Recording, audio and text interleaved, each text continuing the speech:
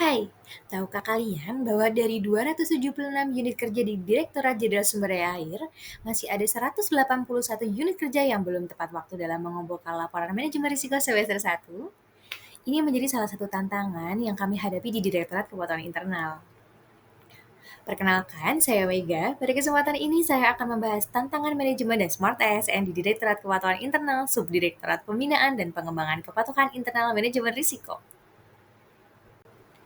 Menurut Peraturan Menteri Pekerjaan Umum Nomor 1 Tahun 2024 tentang Organisasi dan Tata Kelola, Subdirektorat Pembinaan dan Pengembangan Kepatuhan Internal dan Manajemen Risiko mempunyai tugas untuk melaksanakan penyusunan kebijakan teknis, kerangka kerja, dan pembinaan teknis kepatuhan internal dan manajemen risiko. Salah satu tugas tim manajemen risiko adalah melakukan penilaian terhadap penerapan manajemen risiko di setiap unit kerja. Penilaian ini dilakukan berdasarkan pelaporan komitmen manajemen risiko serta laporan pemantauan risiko yang disampaikan secara berkala pada semester 1 dan semester 2. Keterlambatan penyampaian laporan dari unit kerja dan UPT berdampak pada terhambatnya proses penilaian manajemen risiko secara menyeluruh. Akibatnya, monitoring risiko tidak bisa dilakukan tepat waktu, rekomendasi perbaikan menjadi tertunda, dan kualitas pengendalian risiko di tingkat organisasi pun menurun. Kondisi ini juga menunjukkan masih lemahnya disiplin pelaporan, rendahnya pemanfaatan sistem digital seperti penggunaan e-Puris, serta kurangnya kesadaran tim manajemen risiko di unit kerja masing-masing. Dari dampak tersebut, terdapat 3 isu yang akan saya bahas dalam pemaparan kali ini. Pertama adalah isu keterlambatan pelaporan, yang kedua isu digitalisasi yang belum maksimal, dan yang ketiga adalah rendahnya awareness di manajemen risiko di setiap unit kerja. Setiap isu memiliki keterikatan dengan konsep manajemen ASN dan Smart ASN. Keterlambatan pelaporan dari unit kerja dan UPT mencerminkan lemahnya disiplin kerja, akuntabilitas, serta ketaatan terhadap aturan. Dari sisi manajemen ASN, hal ini menunjukkan tata kelola yang belum efektif dalam memonitoring kinerja. Sementara itu, Smart ASN seharusnya memiliki integritas, profesionalisme, dan akuntabilitas. Sehingga laporan risiko dipahami sebagai bentuk tanggung jawab publik, bukan sekedar formalitas.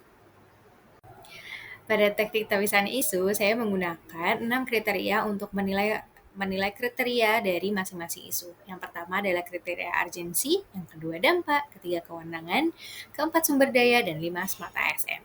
Dan dari masing-masing kriteria tersebut, pemilik skor tertinggi adalah isu pada digitalisasi belum maksimal. Dari analisis SWOT telah menunjukkan bahwa isu digitalisasi pelaporan risiko melalui sistem e-Puris memiliki potensi yang besar untuk mendukung Smart ASN, terutama di aspek literasi digital dan efisiensi kerja. Namun, kelemahan berupa rendahnya pemanfaatan, gap kompetensi, dan resistensi pegawai masih menjadi tantangan utama. Dengan memanfaatkan peluang transformasi digital nasional dan mengantisipasi ancaman berupa resistensi maupun isu keamanan data, digitalisasi e-Puris dapat ditingkatkan untuk menjadi core isu strategis untuk mendukung tata kelola yang lebih efektif dan akuntabel. Untuk meningkatkan pemanfaatan e-Puris, diperlukan langkah konkret seperti membuat video sosialisasi yang mudah dipahami, memberikan pelatihan singkat, dan menyediakan helpdesk digital. Selain itu, monitoring melalui dashboard dan notifikasi otomatis juga perlu diperkuat. Dapat disertai dengan apresiasi maupun sanksi ringan untuk penggunaan non-e-Puris. Dengan perbaikan sistem serta perubahan mindset ASN, diharapkan pelaporan risiko melalui sistem e-Puris dapat berjalan lebih optimal, tepat waktu, dan mendukung prinsip Smart ASN. Sebagai penutup, saya berkomitmen untuk ikut mendorong optimalisasi penggunaan sistem e-Puris di unit kerja saya. Komitmen ini akan saya wujudkan dengan terus belajar meningkatkan literasi digital, mendukung sosialisasi pemanfaatan sistem, serta mengingatkan rekan-rekan agar disiplin dalam pelaporan risiko. Dengan langkah-langkah kecil ini, saya percaya penerapan manajemen risiko dapat berjalan lebih tepat waktu, transparan, dan selaras dengan semangat Smart ASN. Terima kasih sudah menyimak video saya hari ini. Sampai jumpa di video learning jurnal berikutnya. Bye-bye.